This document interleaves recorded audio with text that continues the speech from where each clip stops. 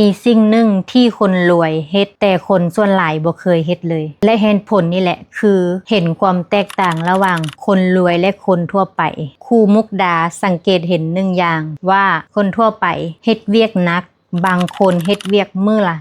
15-12 ชั่วโมงแต่ผลลัพธ์กลับอยู่ที่เก่าแต่บางคนเฮ็ดเวียกมื้อละ2-3 ชั่วโมงแต่ผลลัพธ์ได้หลายก่อนและมีเวลาสร้างความมั่งคั่งความสุขให้ตัวเองและนี่แหละมันคือความแตกต่างเพราะว่าความแตกต่างมันบ่ได้อยู่ที่การขยันมันอยู่วิธีคิดและการใช้เวลาและนี่คือ3สิ่งที่คนรวยเฮ็ดแต่คนส่วนหลายบ่เฮ็ด 1. คนรวยเขาเจ้าจะลงทุนกับความรู้แต่คนส่วนหลายใช้เงินเพื่อความสุขชั่วคราวคนรวยเขาเจ้าจะพัฒนาตนเองสร้างความมั่งคั่งเฮ็ดให้ธุรกิจเติบโตและธุรกิจนั่นแหละจะผลิตเงินให้เขาเจ้า 2. คนรวยจะสร้างรายได้หลายช่องทางแต่คนส่วนใหญ่มีรายได้เพียงทางเดียวและเหตุผลนี่แหละคือคนรวยเขาเจ้าจะซอกโอกาสเฮ็ดให้ธุรกิจเติบโตเพื่อขยายช่องทางการเงินเขาเจ้าหลายทาง